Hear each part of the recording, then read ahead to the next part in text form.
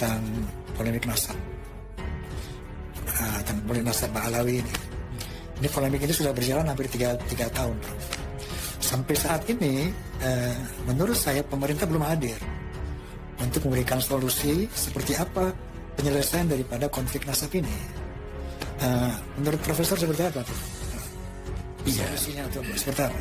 Kita di Indonesia suka membesar-besarkan yang kecil, tapi sebaliknya juga suka mengecilkan sesuatu yang besar. Itu kan nggak fair ya, nggak benar secara agama.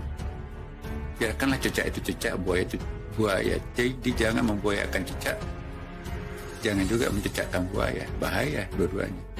Jangan mengharimaukan kucing dan juga jangan mengkucingkan harimau, dan itu bahaya.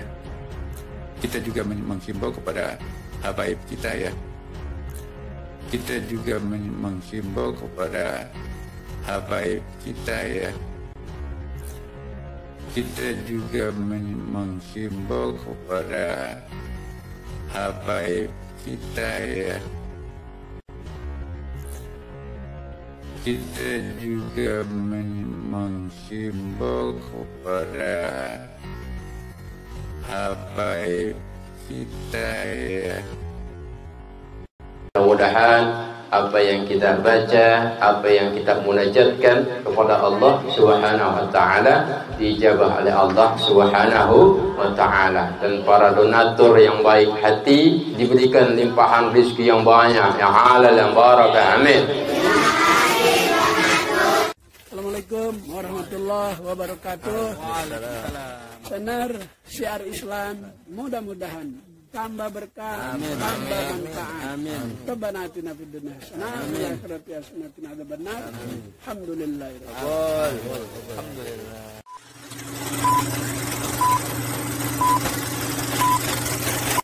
Tentang polemik nasab, tentang polemik nasab Ba'alawi ini. Ini polemik ini sudah berjalan hampir 3 tahun. Sampai saat ini, menurut saya pemerintah belum hadir untuk memberikan solusi seperti apa penyelesaian daripada konflik nasab ini. Menurut Profesor seperti apa? Iya. Solusinya atau seperti apa? Kita di Indonesia suka membesar-besarkan yang kecil, tapi sebaliknya juga suka mengecilkan sesuatu yang besar. Itu kan nggak fair ya, nggak benar secara agama. Biarkanlah cicak itu cicak, buaya itu buaya. Jadi jangan membuayakan cicak, jangan juga mencicakkan buaya. Bahaya dua-duanya. Jangan mengharimaukan kucing dan juga jangan mengkucingkan harimau, dan itu bahaya. Kalau saya pribadi, mau nasabnya apa? Inna akramakum indallahi atqakum. Jadi seorang yang berketurunan Nabi sekalipun, kita nggak boleh membangga-banggakan nasab itu. Tapi juga sebaliknya, kalau memang faktanya itu adalah nasabnya dari Rasulullah SAW, ya secara genetik ya, ilmu genetik itu mengatakan bahwa genetiknya Rasulullah itu sampai turunannya itu kan ada DNA-nya berkesinambungan. Ya, saya kok yakin ya bahwa kalau genetiknya Rasulullah itu ada efeknya, ada pengaruhnya. Kita juga menghimbau kepada habaib kita ya, kita juga jangan mengeksploitasi status nasab itu menjadi seolah-olah aku lebih baik daripada Anda. Karena ada ayatnya kan, inna akramakum indallahi atqakum. Ya, lafaz dari Arabiyin, tidak ada keutamaan orang Arab di antara orang yang lain ya kan. Jadi bagi kita semuanya di sini, kita hormati orang siapa yang spiritualitasnya itu mirip dekat dengan Rasulullah.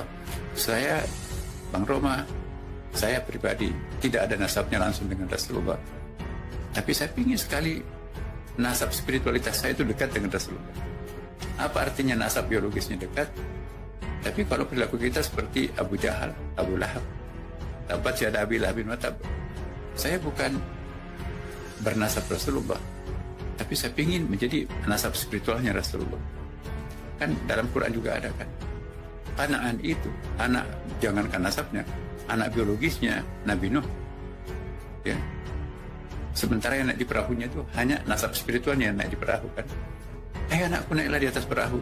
Apa kata Quran? Innahu laisa min ahlika itu anak biologismu, tapi sesungguhnya laisa min ahlik itu bukan nasab spiritual. Malah yang selamat itu kan adalah nasab spiritual itu. Ya kan? Jadi anak kandung sendiri itu tenggelam. Yang selamat itu adalah nasab spiritual itu. Nah, ini mengingatkan kita kebenaran ayat, ya, inna akramakum minallahi atqakum.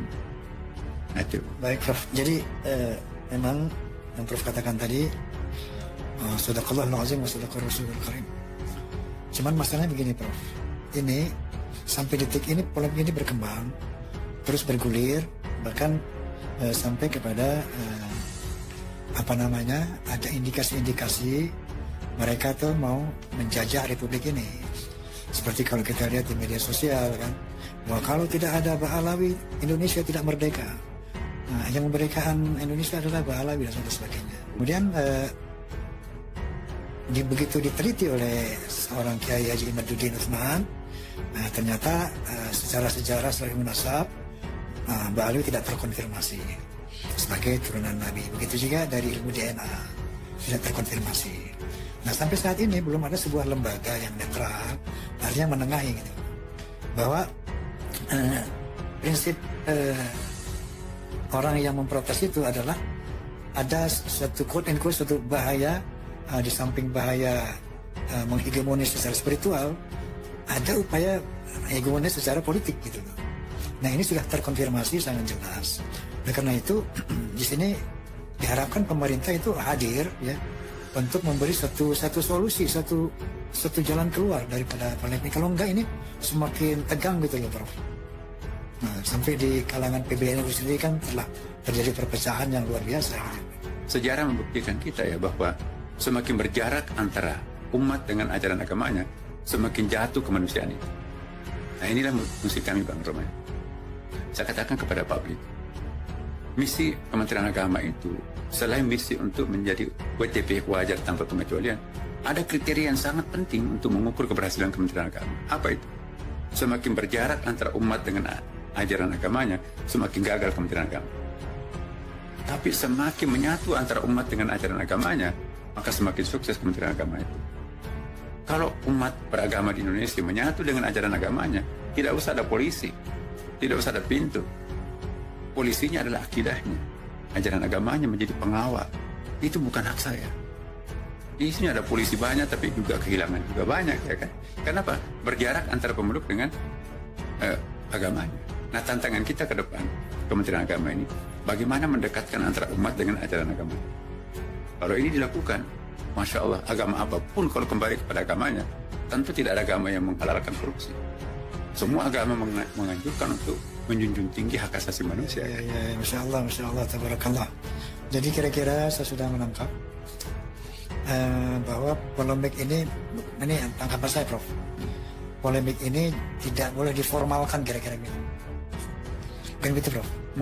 Jangan dibawa ke satu hal yang formal, diformalkan itu nggak boleh. Ya, kalau emak saya, Bang, kalau pemerintah terlibat, itu bukan memecahkan persoalan, menambah persoalan. Jadi sikap pemerintah dalam satu persoalan, ada kalanya harus terlibat, ada kalanya tidak boleh terlibat. Ya kan? Mencampuri urusan agama, individu masyarakat, itu jangan. Agama punya batasnya, negara punya batasnya. Jadi jangan negara mencampuri urusan privat setiap agama, itu prikit itu. Tapi juga jangan agama masuk ke dapur pemerintahan. Kita kan ada pembagian tugas nih. Memang Islam tidak membedakan, garis demarkasinya nggak ada. Tetapi persepakatan kita di Indonesia ada ulama, ada umara. Di mana tugasnya ulama memberi fatwa? Di mana tugasnya pemerintah merealisasikan fatwa itu?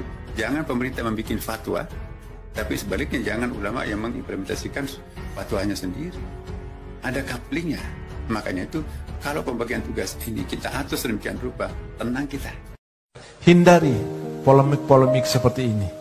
Karena kalau seandainya memang benar, biarkan para habaib dengan para Habib Abdullah Haddad dan sebagainya masuk neraka. Biarkan, Anda tidak akan ditanya oleh Allah. Kenapa itu kok masuk neraka? Habib Quraisy kenapa masuk neraka? Anda tidak akan ditanya. Tapi ketika Anda membenci, Anda mendustakan, Anda menyebarkan fitnah, ternyata Habib-Habib itu adalah keturunan Nabi Muhammad SAW yang asli, Anda akan apa di akhirat nanti? Bagaimana nasib Anda di akhirat nanti? lebih baik ambil jalan tengah. Saya tidak akan masuk dalam urusan ini. Mau dia Habib beneran, mau dia nyambung ke Nabi, mau dia palsu, mau ada yang mencaci, mau ada yang memfitnah, itu urusan mereka. Saya hanya ingin mengambil keselamatan hati saya, kecintaan kepada hati saya, dan syafaat dari Nabi Muhammad sallallahu alaihi wasallam. Mudah-mudahan apa yang kita baca, apa yang kita munajatkan kepada Allah Subhanahu wa taala dijabah oleh Allah Subhanahu wa taala, dan para donatur yang baik hati diberikan limpahan rezeki yang banyak, yang halal, yang barakah. Amin.